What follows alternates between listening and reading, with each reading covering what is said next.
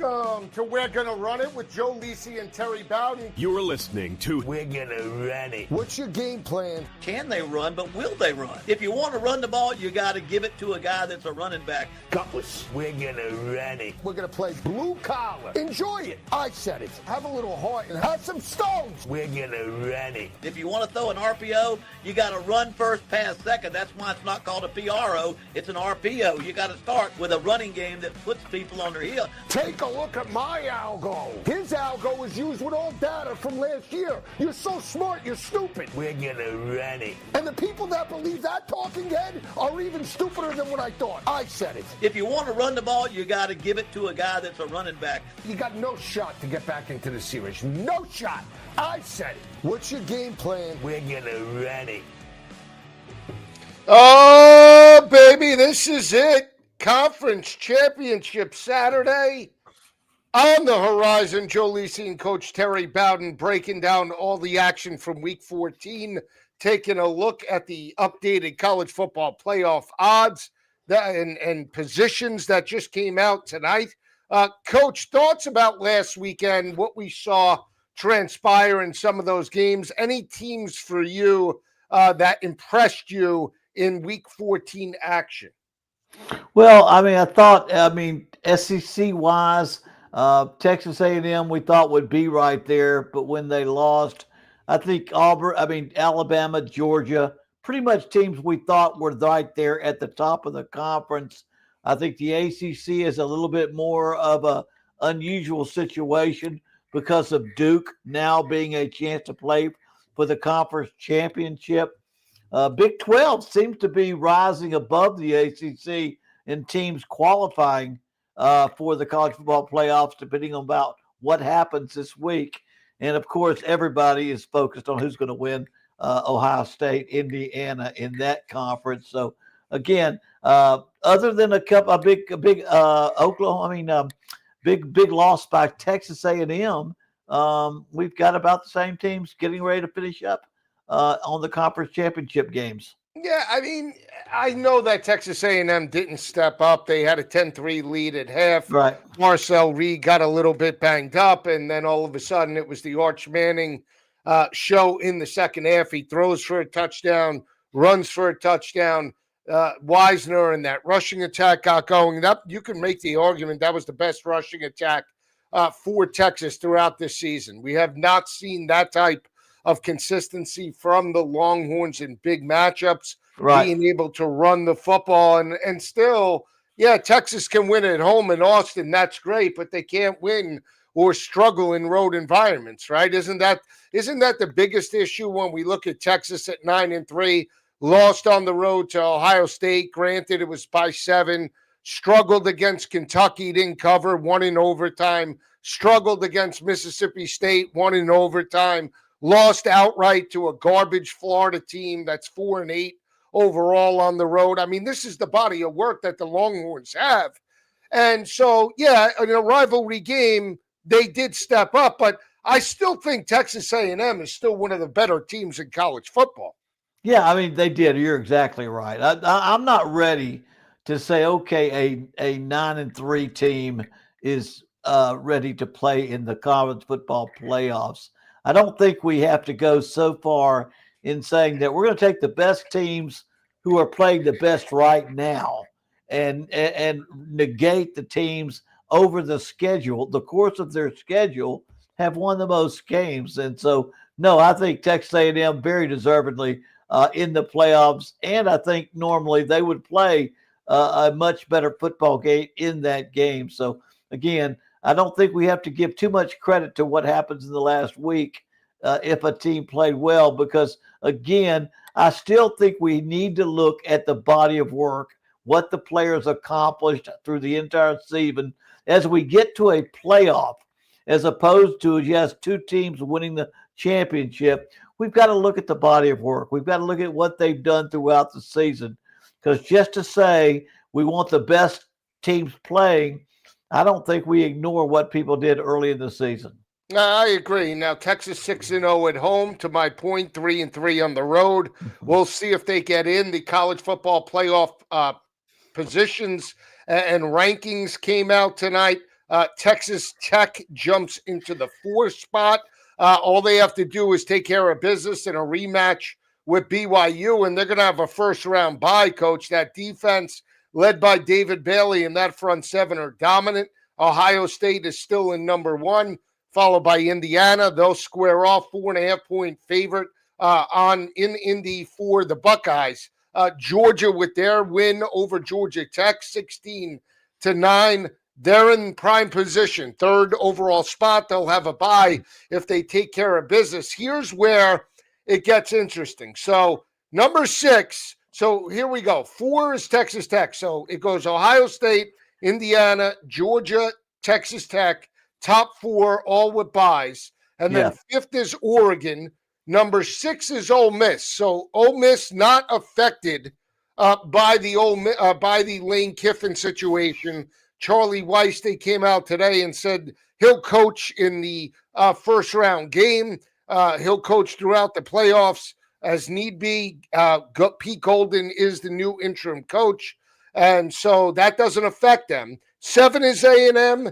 8 is Oklahoma. I think we're in agreement. They're a shoo-in after their win over LSU. They got the head-to-head against Alabama. So I don't think Oklahoma's going anywhere. No. At number 9, number 10 is Notre Dame. And I guess that's where it gets interesting, right? Because then Notre Dame over Miami, that's in there in the bottom 12. So do you feel Notre Dame is deserving ahead of Miami at this point? No, I don't. I think they will get the spot. I think people want Notre Dame to be in the playoffs. They want Notre Dame to be in the postseason. But I don't think they have any right to be ahead of Miami based on the fact that they both won big late in the season, that Miami beat Notre Dame. And so really I don't see that. But I have said all along that I don't care what anybody says. People are going to vote Notre Dame into the playoffs because that's the type of team they want in the playoffs. And so that just happens. Just like I think Vanderbilt would be a wonderful team at 10-2 in the playoffs. I don't know that they're going to get enough votes to get in because they're Vanderbilt. Notre Dame's going to get in because it's Notre Dame. So there is a point of who makes the playoffs a more attractive group of 12, who's the most deserving, which 10-2 team is better than another 10-2 team. We're going to always debate that. I don't care if you have a 16-team playoff, it's going to be who's 16, who's 17. So that's part of the debate in the national college football playoffs. Yeah, again, we'll see exactly what transpires. Alabama loses to Georgia this week. Are they in the playoff, in your opinion? Well, they're another 3-loss team. Do they deserve to be in the playoffs more than somebody else? When you start talking about a team with 3 losses being in the playoffs, you've got to take away a team with 2 losses that are in the playoffs. And again, the question is, when you go ahead and play in a conference championship, will that knock you out? So Alabama has going to have an argument, but I think because they're going to have 10-3, depending on how many teams with only 2 losses are still around, it's going to be iffy whether they get in. And I think that's going to be a very uncomfortable situation for Kellen DeBoer if he can go and get to the playoff, get to the conference championship. But for the second year in a row, if he were not to win the conference, and not to get to the playoffs, how does his hot seat feel after those 2 years?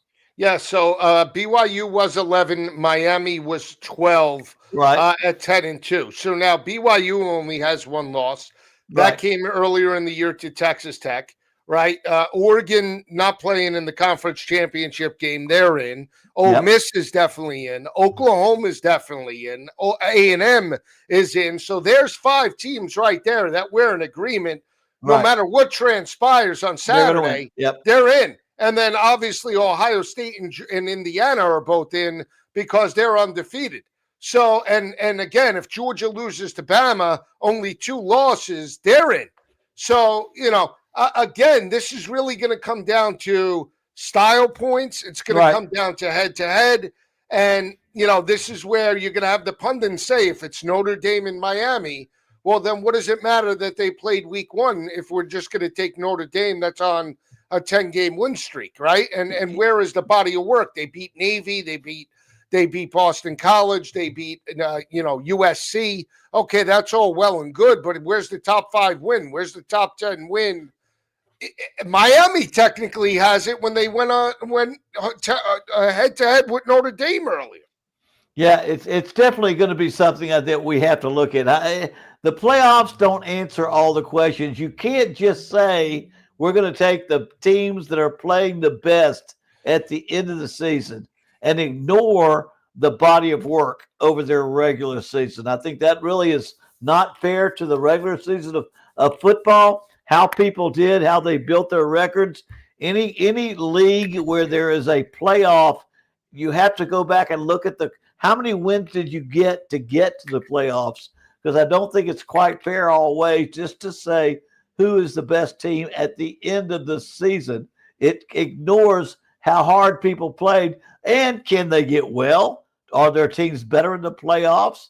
I just think it's a slippery slope when we start saying, okay, we're not going to pick the teams that are the most deserved.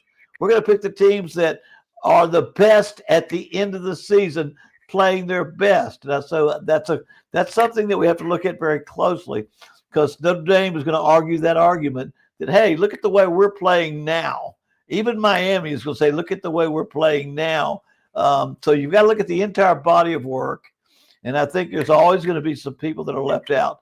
But again, as we go through, we're going to find out how this thing ends up. I'm going to think the funniest team, or the team that throws the biggest wrench into everything, is Duke. Duke playing for the ACC championship.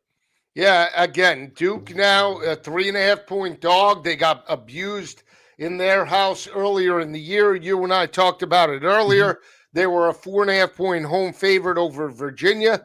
They were down 31-3 in that game. I mean, that wasn't even close when you bring that back. They rushed for less than 70 yards, less than 50, I think, against Virginia. Gave up well over 200 to the Cavaliers. I mean, if they somehow, some way pull off this victory in Charlotte Saturday night, Coach, you're going to, the ACC is going to look so bad as a conference as a whole. Curious to know if the committee then throws in Miami just to save face at that point.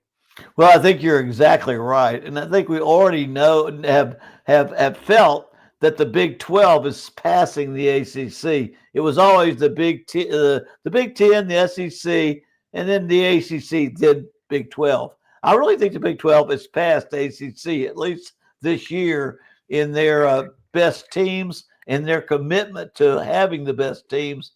ACC is going to have to answer to this thing. So we'll have to wait and see.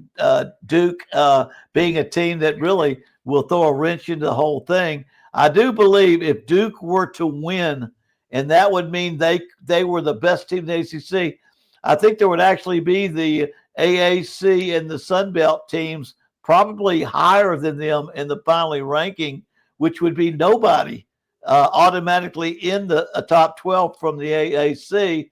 Bigger chance for Miami to get in, and they say, you know what, we've got to have somebody.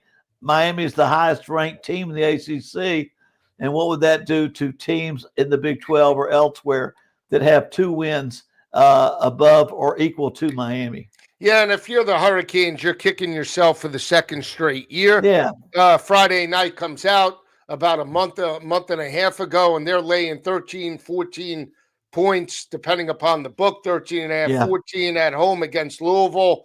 They came out flat. They took that team for granted. They trailed 14-0 in the first quarter, and they made it a game 24-21. But by that point, you're asking for a lot with your backs against the wall. It's the same exact MO that happened last year when they went on the road to Syracuse and they went on the road to Georgia Tech, and they laid both eggs in a road environment. They come back about 2 weeks after the loss to Louisville. They lay, 6.5 to SMU, and they lose in overtime. Again, come out flat, go toe-to-toe in the fourth quarter. That's great. But again, talent-wise, Miami shouldn't be going toe-to-toe with SMU that just joined the ACC 2 years ago. Now, Joe, I mean, that's the problem. Yeah. I mean, you could have seen Mario Cristobal on the sideline hugging people, high-fiving people. This is what we are. We're this and that. He's actually very worried that they put themselves in a terrible situation. They've given him everything he needs to build a team to compete for a national championship. They've got NIL money. They've brought in great players, and they have, in the second year now, lost games they should have won. They've got a team that is above other teams in the conference. It's what I said earlier. They look at the season, they said, what in the world did we do? We lost these games against teams that we were better than.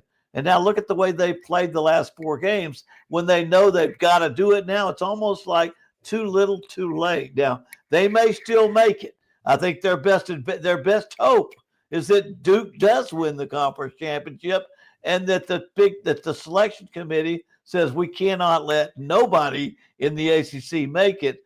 But it says they're their only worst enemy at Miami is Miami, and Mario Cristobal has nobody to look at but himself in the mirror in this situation because of the talent level they do have.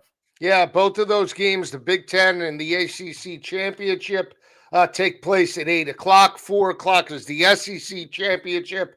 BYU and Texas Tech get it done early in Arlington, 12 p.m. kick. I'm actually interested in that game. Should be a pretty good matchup. I always like the SEC and Big 12 championship, so we'll see how that plays out. Tech took care of business against West Virginia, 35-0. And Rich Rod, I know you know him well. He pulls his starting quarterback that at least gave them an opportunity to move the football in the second half.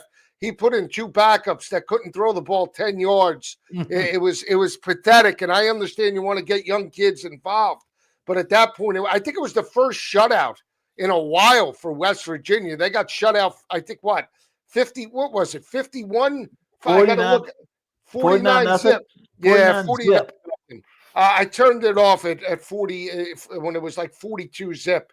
It was disgusting, but a dominant defensive effort as well by Texas Tech, and the money has paid off when you just look at what they were able to do. After they lost to Arizona State, the margin of victories by Texas Tech, Coach, 42-0 over a gutless Oak State team, 43-20 over Kansas State on the road, BYU 29-7, UCF 48-9, and then 49-0 against West Virginia. So Tech really definitely trending in the right direction. And Joey McGuire just got a 7-year extension in Lubbock. So doing the right thing. Joey did a great job recruiting. And now we'll see if they could pull it off and get to the college football playoff as a 12-1 football team. Thoughts about the Iron Bowl? I'll say this.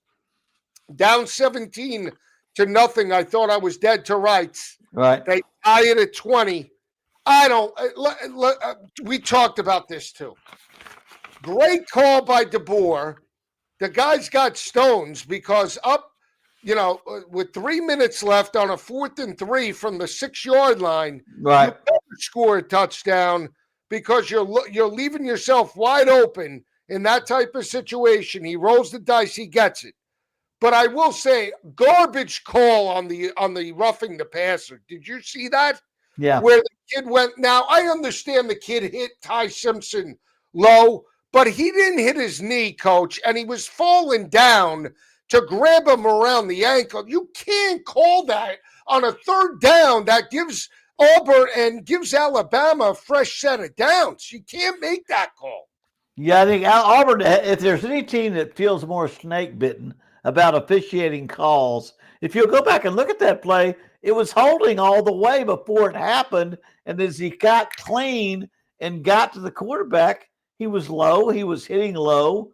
He didn't hit the helmet area. And now it's a defenseless quarterback when you hit him low. And so it was a call that did not need to be made. And it added a little bit more of difficulty for the Auburn fan to understand how the officials make those calls in that game. But going back to the Alabama game, I will say this. It was a gutsy call for Kellen DeBoer to go for it on 4th and 3. I don't know that it was the best call or the right call. I'm sitting there thinking, what would I have done? I think I would have kicked the field goal and say, you know what? Why don't y'all drive down there and see if y'all can tie it up, because that's not likely to happen. But the most likely the most likely thing on a 4th and 3 on the 3-yard line is that it's no good. And now the other team just needs to kick a field goal and win the game. So regardless of that, it was a call that was tough to make. He made it. They won. And that's a tough environment for Alabama to go into Auburn, into that stadium at night on a Saturday night and win a game. That says a lot for Alabama. And so you got to give them credit. They were not afraid to make that call. They won the game. And now we're going to see if, as they get to the SEC championship, they really haven't done anything yet to finally finalize where things lie. Because if they lose that game, they've not only Kelly DeBoer has not only not won an SEC championship, he may have not made it to the college football playoffs. That will be interesting. It will be. Now, there were rumors that he was potentially, mentioned for the Penn State job, and they were waiting to see how that played out. And because he won and all this, I'll just say this about Penn State. Whoever gets the job, better get a quarterback. And again, we have talked about the lineage and the passing tree of Penn State quarterbacks, and they are not good. And I'll just, Darryl Clark, Zach Mills, Michael Robinson, Christian Hackenberg, Trace McSorley. You want to go through all of them. There's not one first-round talent that's on a Penn State roster since Kerry Collins coach. I mean, and now you don't even know who the coach is. They have a recruiting class potentially in the bottom third, in the bottom 10 right now of college football. Harvard is against over them. Who's going to take this job? Let me ask you this. Would you go to a coach, and I know he just got fired, but at this point, is Brian Kelly the only option? No, you know what? I don't know what they're going to do, but it's time for them to find a coach, just as Auburn found a coach and Florida found a coach. There are coaches out there that are very, very good at what they're doing. I mean, personally, a guy like Tony Elliott at Virginia, the class that he shows, the type of the image that he has, the type of guy that he is, he would be ideal for a job like Penn State. He just signed a new contract. I think he did. I think regardless, Penn State can afford who they want. But if they want a guy that fits their program, there are guys out there. Just go make the deal that someone can't refuse, just like LSU did. Go make a deal people can't refuse and get the coach that you want. But there are guys like Tony Elliott at Virginia, who probably is being offered a new contract, who has taken an impossible situation and made it the best team in the ACC, and grab somebody like that. Yeah, I don't know where they're going to go. They have mentioned Jeff Brom. Brom would be a great upgrade. Oh, yeah, he would. Because at least he can coach up quarterbacks. Yes, and that's something that they need desperately to compete with the likes of Oregon and Ohio State and even Michigan that has Bryce Underwood. You're not going to compete if you don't have an elite quarterback. And it's one thing to run the football with players like Nick Singleton and Katron Allen and play solid defense, but you're not going to get past the second round of the playoffs unless you have an above-average quarterback. And that's the problem. Yeah, let me say this, but Penn State falls into that category of Penn State, Michigan, Ohio State. Who fits their job? Who builds a team around what they're all about historically? And historically, Penn State is about an overall team, a quarterback that fits into the system. I mean, it's a different situation than Southern Cal, than a lot of other Southern teams where you want an offensive guru who scores a lot of points but doesn't play defense, who passes the ball but doesn't run it. There's a guy that fits their system. When you think about what Ohio State has done in a team that has great offense, great defense, great pass attack, great run attack, all those things need to be in consideration. In a lot of schools, you can grab a guy that is just going to come in there and throw the ball around and score a lot of points, but they don't fit their tradition. They don't fit who they are. Penn State does have a tradition of who they are, but I agree with you. They need to get someone that can go in there and develop a great quarterback and build the overall team around that. Yeah, so since I just want to read the list. Since Kerry Collins, Wally Richardson, Mike McCreary, Kevin Thompson, Rashad Casey, Matt Seneca, Zach Mills, Michael Robinson, that made his career as an NFL fullback with Seattle and San Francisco, Anthony Morelli, Darrell Clark, Rob Bowden, Matt McGloin, Hackenberg, McSorley, Clifford, Levis, Aller, and now Grunkenmeyer. I mean, that's in a 20-year span, Coach. I mean, you're telling me there's not a kid from New Jersey, California that wants to play for Penn State that could chuck it all over there? I mean, with all the money, with all the resources, the big three for years prior to Oregon coming to the Big Ten and USC, you had Michigan, you had Ohio State, and you had Penn State. And you couldn't get somebody better than all of those guys? I'm just saying. You know what? You do not have to be a pass-happy head coach to get a great quarterback, to get an NFL quality quarterback. I mean, Ohio State, Michigan, a lot of Alabama, a lot of teams have had absolutely great quarterbacks, but the quarterback was not the show. He was not the thing you built your team around because he threw it a million times. And you're exactly right. When you get a head coach, you don't have to change what you're doing. Just make sure the number one thing you got to go after in the NIL, in recruiting, is a great quarterback. But that doesn't change the fact that you're Penn State, that you play defense, that you run the football, that you got great tight ends, that you got great linebackers. Get a great quarterback. And I don't know why Penn State hasn't recognized that that's what they've got to do. We'll see. They're going to be behind other teams, obviously, Indiana. And you know, again, another feather in Cignetti's cap because he got Rourke last year from Ohio and he got Mendoza from Cal. And both of those guys were plug-and-play guys that elevated that program to the next level. And I know there were obviously other role players, but from the quarterback position, both of those players elevated that team to make in the college football playoff in back-to-back years. Joe, you're exactly right. Look at Sumrall, who went to Florida.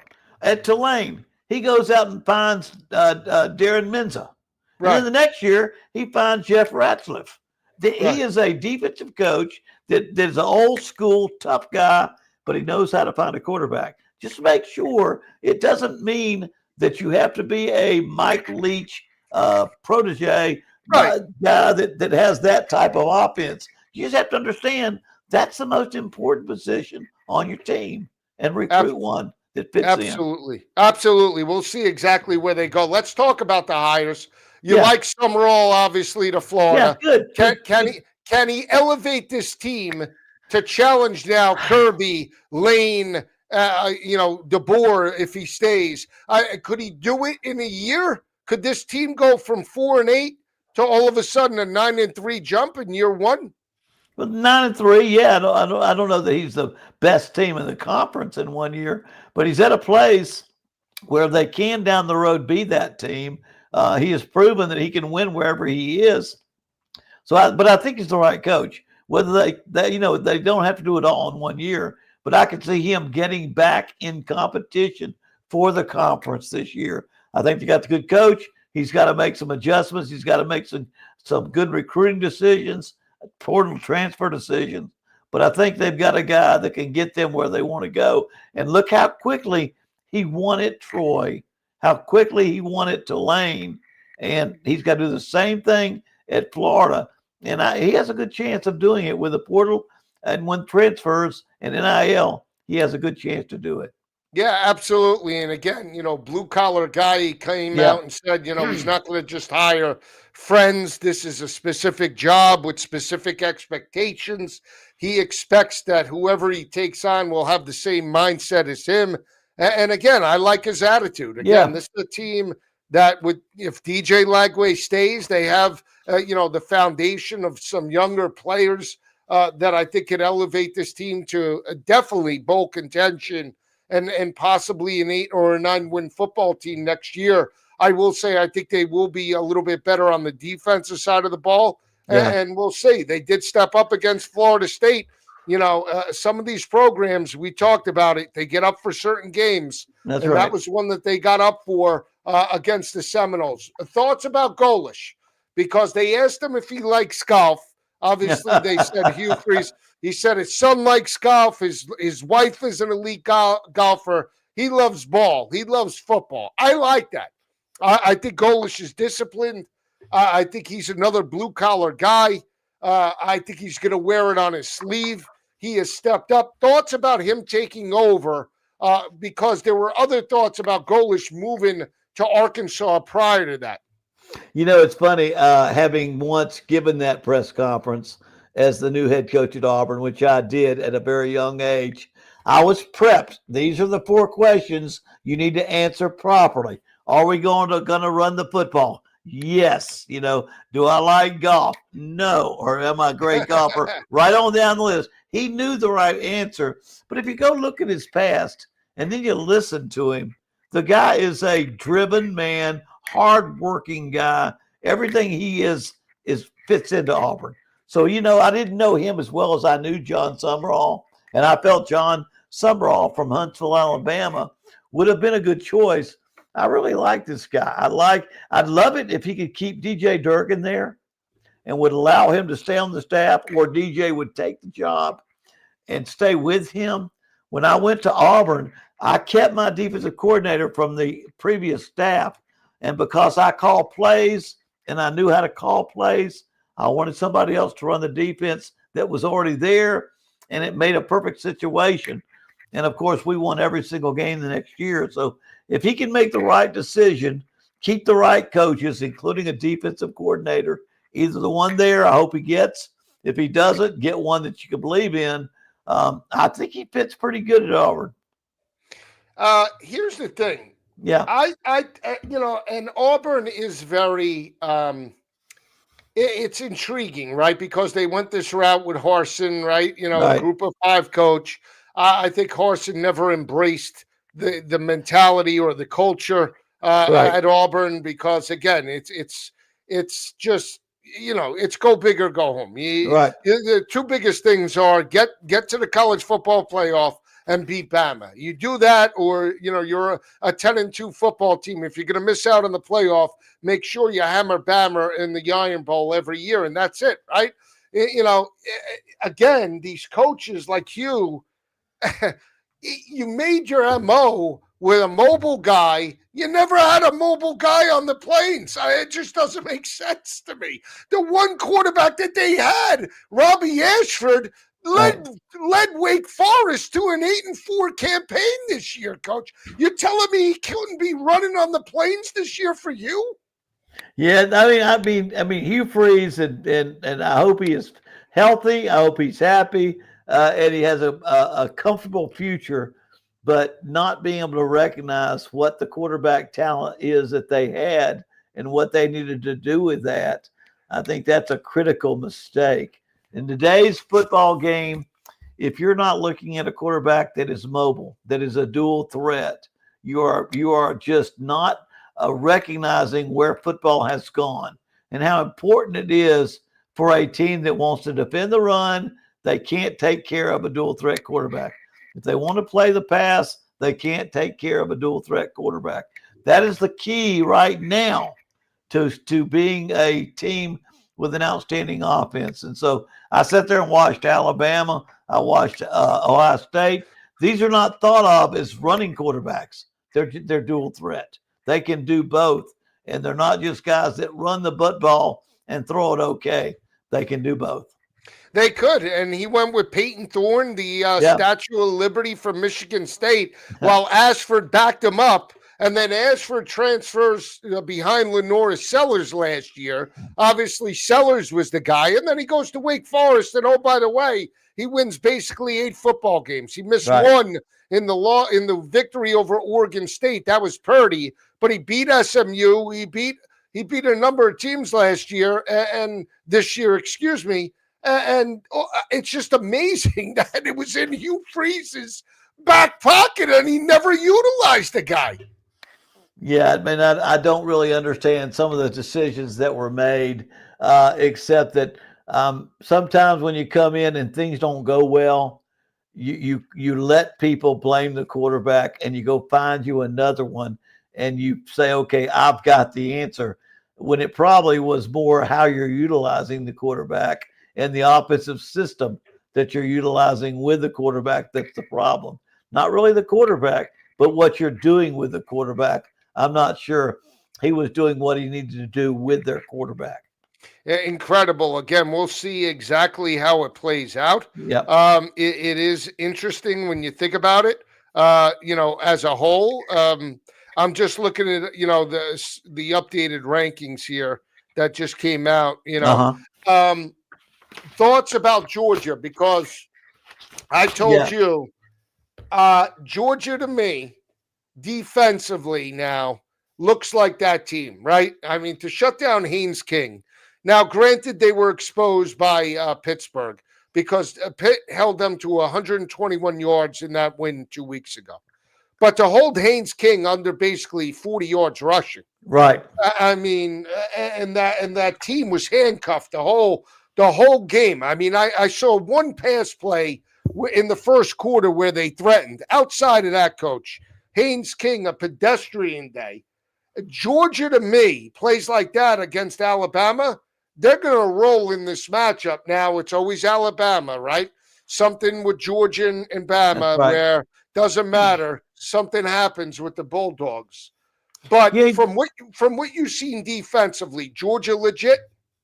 Yeah, I mean, the only thing that worries me is that I do think that, one, you have to be great on one side to be a postseason contender. You must be great on one side of the ball and very good on the other. You don't need to be great on both sides, but great on one side, preferably defense, Georgia is, and very good on the other. They did not play very good against Georgia Tech. Scored 1 touchdown, forced to kick 3 field goals, couldn't really go out there and dominate. They ran the ball well, but they did not pass the ball very well. And so now they make me feel like, gosh, you still need to be better on offense. So I think that's where Georgia fits right now. Oklahoma in the same boat. Yes, great defense, and that's the most important thing. But in today's game, you've got to be very good, like Ohio State. You've got to have great defense, very good offense. I mean, Indiana, we'll see, but very good defense, very good offense. You've got to be good on both sides of the ball. And right now, I just have that. And I'm still a Georgia fan. I do think Georgia can get through the playoffs. It makes me worry when I see them against Georgia Tech, who has given up a ton of points in the latter part of their season, for them not to be able to score more against them. But again, I've always felt that Georgia runs the football, plays great defense, that we'll see them do well in the postseason. But man, they've got to come out and score early. They can't go out. The last 2 times they played Alabama, they've fallen behind. The last 2 games, they've fallen behind a lot in the first half, and they've had to fight their way back and did not win. And so they need to come out there offensively and score points. Yeah, I agree. But I still think that's more of the game flow with Georgia Tech. Like that's their Super Bowl. We knew they weren't making the college football playoff. Pitt knocked them out. It was between Pitt, Miami in the final game. If Pitt won, they were in the ACC championship. They lost, so that opened the door for Duke. Virginia won. And I just feel like Georgia Tech said, we're going to try. We know we can't go toe-to-toe with Georgia. If we open up the game plan, we're probably going to get crushed. Let's sort of slow down the tempo, and they went into this ugly game. So I'm not as worried, But again, that's why we talk about it. Styles Right. make fights, and we'll see how they attack Alabama on Saturday afternoon. Don't they? Let me say this: they don't need to get behind big first half against Alabama. They No. have been behind. They don't need. They need to. If they're just close, if it's a good first half, they'll win the game. Are we in agreement? So, to your point, good defense, Yeah. great defense, solid offense. Right. So, the elite teams, Ohio State, Right. yes, right? Are you putting Indiana there? Yeah, you know what? They're weird. They are great in every area. They run well. They pass well. They play defense well. You keep thinking, well, they haven't had the schedule, but they can dominate when they're going to dominate. And I'm saying, okay, does coaching become such a big factor that they are that good because of Kurt Cignetti and what he has done? In a little bit, I'm thinking that might be the case because they above even Ohio State. They check all the boxes and they check them really well.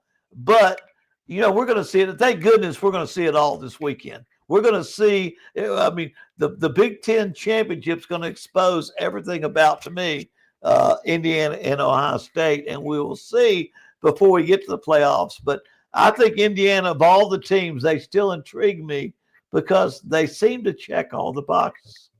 What about, are we putting Oregon there? I know you watched Yeah. Oregon. What do you think about? I feel they're the team that's forgotten. Yes. I mean, they're Oregon, like Texas Tech. Oregon, Texas Tech are the two teams that you better pay attention to. Oregon run. I think of Oregon as being fancy dancy, great athletes, pretty. Uniforms are pretty. They run the football. They get after your ass. Texas Tech, defensive front, defensively, they get after your ass. Those two teams, if I'm going to put money on teams where the payoff is awful good, I look at Oregon and I look at Texas Tech, and I say, you might want to hang with these people, because if you do want to hang them, pick them for the championship, you may make a lot of money. Yeah, you might. I'm always big about, I'll tell you, my MO in the college football playoff. Teams that can run the football, right? Teams that win on the road. Right. Show me road or neutral wins, and I'm all buying into those teams. Right? You go into a tough environment and you win on the road. I'm impressed. Right. So if you take that type of MO, what stands out? Georgia has the road win against Tennessee. That's an impressive win. They have the win against Ole Miss. That was at home. But then they also knocked off Miss State. That was hot. That was a dominant road win. So there are certain games where Georgia showed out in tough environments. What about Ole Miss? What about this team? Because you were very high on Trinidad Chambliss. Right. And he hasn't gone anywhere. All he does is put up numbers. He's got his play caller in Charlie Weiss. Now the coach is out the door. But does this team play with a chip on their shoulder? Are they good enough to make a run without Lane Kiffin? Are they good enough, in your opinion, offensively and defensively, where if they go up against Ohio State, they go up against Indiana, they go up against maybe, Texas Tech, could they beat them? Yeah, even the games they lost, they played well. I mean, if you've got your defensive play caller or offensive play caller, defensive play caller, and the kids still have the right positive feeling about themselves, there's no reason that they're not. Are they the favorite team all the way through? No. But can they line up? They've only lost one game, and it was a game that was very close. I think they have the ability to win against anybody in the league, anybody in the playoffs. Now, is the head coaching being gone a distraction? Is it a distraction to the head coach, to the assistant coach, to the play caller? All those things now that tend to pull you away from the game. I know it's. I mean, how important now is it for Lane Kiffin to see those guys win? How important is it for the offensive coordinator, who's already got a job at LSU, to have a great game? There are so many factors now. I don't know whether that's going to be a factor. So far, it did not bother them one bit. But I do believe even in the Egg Bowl that those players thought that Lane Kiffin would be back. He would be their coach. And now they finally know that he is not their coach. He did not want to be there. He wanted to be somewhere else. No matter what he thought about them, he thought his future was better with somebody else, and we'll see. Exactly. We'll see how this team plays the week one matchup in the college football playoff. They're in no matter what. Oklahoma, impressive, I would say month of the schedule to knock off Alabama, to knock off, obviously, Missouri, to knock off a gutty LSU team. They just found ways to get it. And Brett Venables has done a great job, Coach. They were calling for his job in the middle part of the year because they have one of the toughest schedules in all of college football in the SEC, and he pulls out a 10-win season. And you can make the argument one of the losses came after Mateer had a thumb injury. Yeah. He's not hurt in that game. Maybe they knock off Texas. Well, you know what? Oklahoma has done a great job, and I'm not so sure if you take Lane Kiffin out of the equation that he's not the SEC Coach of the Year. I mean, even with Texas A&M, he has really found a way to build that team up from where they expected to be. I worry about their offense. I mean, even more than Georgia, I worry about their offense. Mateer is a solid quarterback, but when he scrambles, I don't see fear in the defense. He doesn't intimidate you with his flashy style, his athleticism. He's tougher runner, but I don't know that they've got the offense that can take them very far in the postseason. They're a lock, and they're going to be in the postseason. And because they play great defense, they're probably guaranteed going to be in a close ball game, whoever they play. But I worry about them because I'm not sure I see enough in the ability of their quarterback or in their offense that they're going to be able to go out there when a team does score some points, that they can score points with them. Yeah, absolutely. Now, when we just take a look at these conference championship games, you think we're going to have upsets on Saturday? I mean, yeah. Let me give you two examples. And I think I mentioned this to you earlier today. When you play a game, when you play a team twice in 1 year, if you won the first game, be careful because it's a good chance you're not going to win the second game. I mean, we're talking about Duke and Virginia. We're talking about Georgia and Alabama. When you've lost the first one, be careful. So, I can see Georgia beating Alabama. I can be Duke beating Virginia because of all the factors that are important. There is a huge factor that the team that lost the first time, if they were not just a lousy team, an inferior team, that the odds are they're going to find a way to win the second team. I know I've done this, and my dad did that against Florida. And the people who don't remember way back, my dad beat number one ranked Florida 24-21 during the regular season. He ended up playing Florida in the national championship and lost 52-20, I think, in the championship game for the national championship because it's hard to beat a team twice. So I think there will be some teams that go down that we don't think normally would go down. You think Cignetti learned anything in the blowout loss to Ohio State last year in a rematch? Well, to me, the biggest thing, and I think he's a great coach. I think he comes from good bloodlines. Like I've told you and others, his father was my dad's offensive coordinator at West Virginia years ago, was my offensive coordinator. I was a GA for him, Nick Saban on that staff after my father left. Kurt is going to be better. He is an outstanding coach. He's a better football team than he was last year. I can't wait to watch this because I have this deep down suspicion that he is as good, if not better, than Ohio State. Bottom line to me, though, always is not the coach. It's the talent.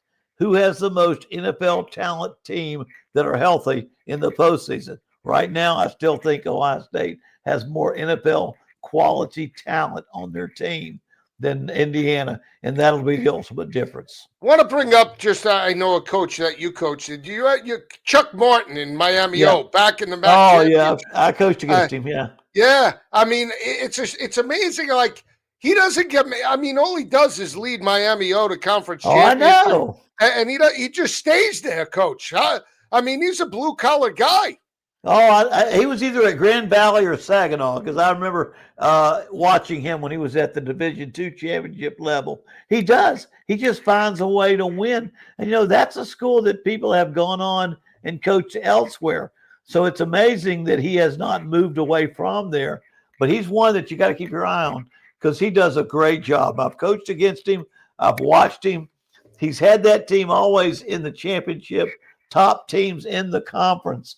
And I'll be interested to see how he does and see if his name gets mentioned down the road for head coaching jobs. Yeah, so last 3 years, he was 11-3, 9-5, 7-5 this year, but 6-2 in the MAC.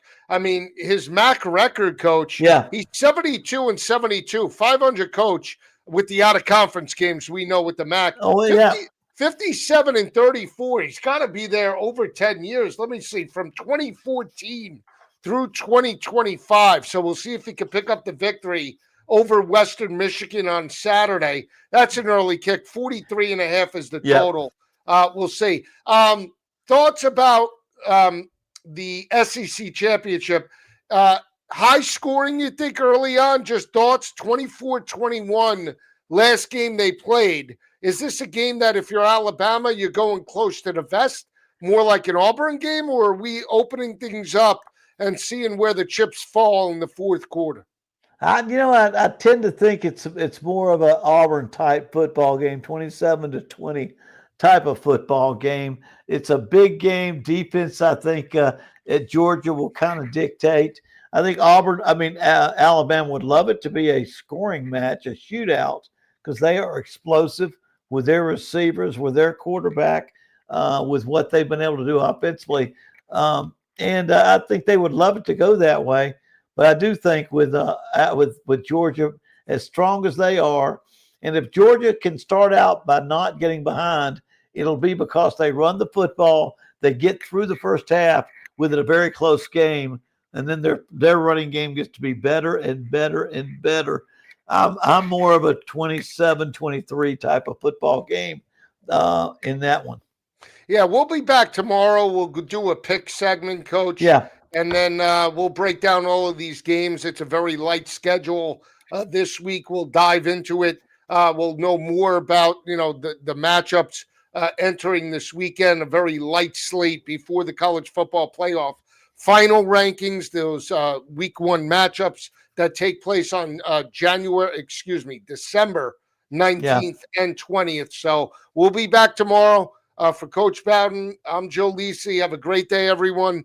We'll talk to you, and we'll break down all the conference championship Saturday on tomorrow's show.